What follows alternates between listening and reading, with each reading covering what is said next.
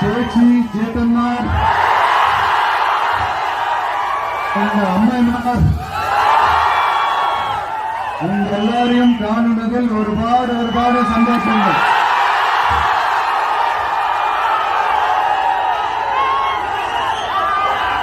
இந்த பண்டிகை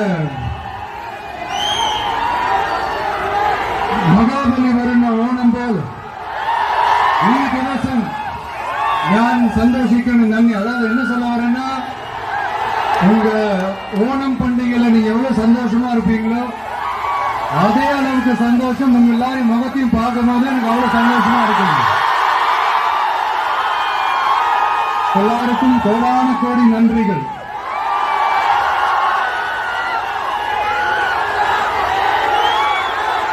தமிழ்நாட்டில் என்னுடைய நண்பிகள் மாதிரி நீங்களும் வேற லெவலுங்க.